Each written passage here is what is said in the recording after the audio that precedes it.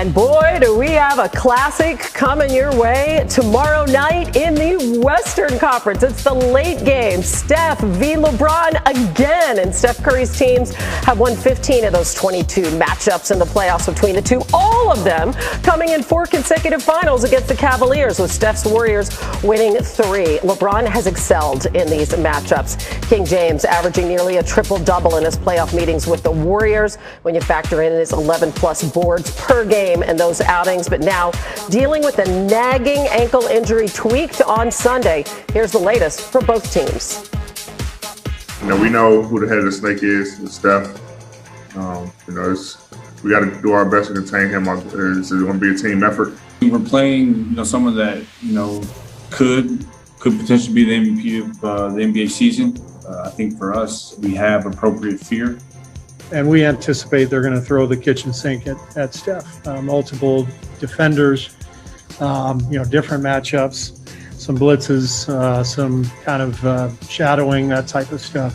Obviously have a great deal of respect for our opponent, and we have to play great to beat him. I wish there was, what's a better word for excited? What's a better word for excited, Devoir? Elated? Is that a word? Elated, yeah. We look at it as, a game 7 for sure.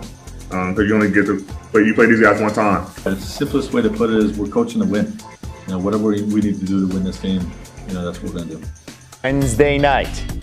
Won't count as a playoff game, but it is similar to a clinching situation in that the winner will clinch the 7th seed. That is the battle between the Warriors and the Lakers. According to Elias, LeBron and Steph have 2 of the 6 highest scoring averages all time in potential clinching games. NBA champ Kendrick Perkins back with us here on SportsCenter. Perka, what's the best plan of attack for the Lakers in this game against the scoring champ that is Steph Curry? Well, Kev, forget the fact that the Lakers have the #1 defense in the league. Forget the fact that they have the best duo since Kobe and Shaq.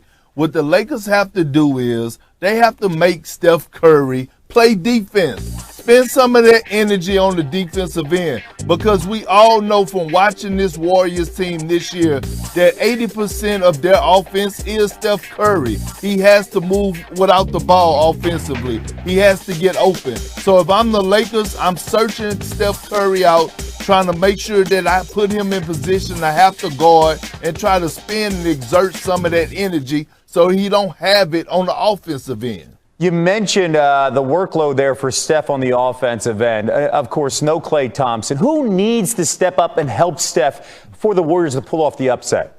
Well, a guy that was a former #1 pick, right? A guy in Andrew Wiggins. He has to be the #2 option. He has to elevate his game. He's been doubted. He had a pretty good season this season. But now when it matters the most, forget that 18 points a game.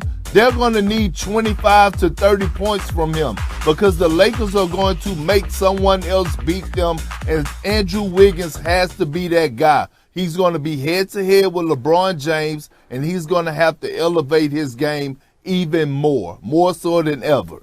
We all said this about Wiggins. He has the talent. We just need to see the effort come together, especially on the defensive side. By the way, he's averaging just 12 points a game in 3 games against the Lakers this season. The play-in tournament begins tonight, and the Pacers getting some bad news before facing the Hornets. Caris LeVert will not play as he entered into the league's health and safety protocol, and LeVert will miss the next 10 to 14 days if Indiana advances. What a great story that he had to go through a lot of health issues and then come back, and then he was on a run, especially the last 10 games, averaging 25.7 dimes and 5 rebounds. Big loss there for the Pacers.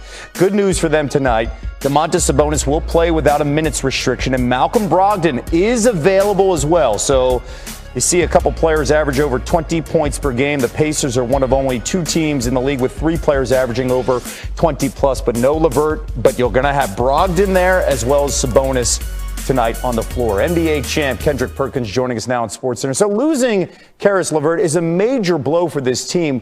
Where will this impact Indiana the most tonight?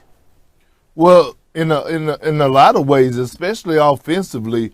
Look, we have to remember, right, Caris LeVert last year in the bubble, on the biggest stage when it mattered the most, went down there and had a 40-piece wing dinner, all flats, okay? This guy is one of the few on that team that could create for himself, create for others. He is a walking bucket. and you need that right now in this play-in tournament. I call it the playoffs before the playoffs. They're going to miss him dearly. He's a key factor for them, especially with T.J. Warren being out for the season. And look, we don't know how healthy Sabonis is. We don't know how healthy Malcolm Brogdon is. So with that being said, this is a huge loss for the Indiana Pacers because Karis LeVert is a walking bucket. Okay, so here's the deal. It's win or go home tonight. So who wins, the Hornets and LaMelo Ball and a youth system there for Charlotte or the Pacers? Well, look, I'm going to tell you this, okay?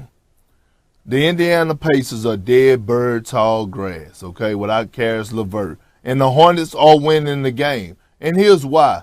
They have personnel, right? They have a young star, rising superstar, in my opinion, in LaMelo Ball, baby Magic Johnson that make plays for others, plays with a certain type of edge and tenacity. He's the engine to that team. And then you have a guy like P.J. Washington, right, who comes in, provides a spark. He can play multiple positions, and he has a tendency of knocking down shots. Mikal Bridges, another guy that flies under the radar, who is super valuable to that team, who brings a certain type of edge at the wing position and the power forward position. But last but not least, you have Scary Terry. Terry Rozier, you have to remember that when he was in Boston and Kyrie Irving got injured, he stepped up tremendously and helped Boston make it to the Eastern Conference Finals. So I got the Hornets winning the game tonight. Okay, and if they do win, the winner faces the Wizards Celtics loser for that 8th seed. Big perk. Will Bradley Beal be tonight? It is the Wizards at the Celtics. Beal is managing this hamstring injury that's been bothering him. The NBA's second leading scorer. He's missed 3 of the last 4 games. He did play Sunday, said he was hard-headed, wanted to play in that finale. It's been a struggle for the Celtics down the stretch. Boston's gone just 5-10 since April 19th, losing 5 of their last 6. They are going to be without Jaylen Brown, as you know, for the duration of the playoffs, and Boston just 6-8 without him this season. Could they miss the playoffs for the first time since Brad Stevens' first season with the club back in 2014? Boston has reached the Eastern Conference Finals 3 of the last 4 seasons, including last year when it lost to the upstart Miami Heat. As we are now joined by NBA reporter Tim Bontemps live from Boston, where, Tim, I know there'll be about 25% capacity, so some fans in there tonight, and the loser of the game isn't eliminated. They'll play the winner of the Hornets and Pacers game, which gets underway at the bottom of the hour, but Boston has not lived up to expectations this season, Jaylen Brown's injury notwithstanding. So what's the sense of urgency tonight? Well, like you said, Hannah, this has been a really disappointing season for the Boston Celtics. Getting to the Eastern Conference Finals 3 of the last 4 years, they did not anticipate being in this first play-in tournament. But at the same time, the Celtics aren't ready to put a wrap on this season. Earlier today, star Jason Tatum talked after shoot-around and said that he believes that this team still has something to play for, and that despite the fact that people outside the organization don't think that there's much to play for at this point in the season, he still thinks that Boston could get into the playoffs and do some damage, assuming they can get one of these two games this week and move on to play either the Sixers or the Nets. Well, you would think that Jason Tatum would have to have an otherworldly Steph Curry-esque game tonight to help them advance. Meanwhile, how about the NBA's second leading scorer this season, Bradley Beal? Probable to play. He did say his injured left hamstring, though, isn't 100%. What have you learned about his physical condition going into this play-in? Well, as you said, Hannah, Bradley Beal talked to the media yesterday and said that he probably shouldn't even have played in Sunday's game against the Charlotte Hornets. But with everything to play for Washington needing to get one of those 2 victories to move into this first game in the play-in tournament and give themselves an opportunity to win just 1 of 2 and get into the playoffs as opposed to having to winning both, he gave it a shot and helped the Wizards get a big win over the Hornets.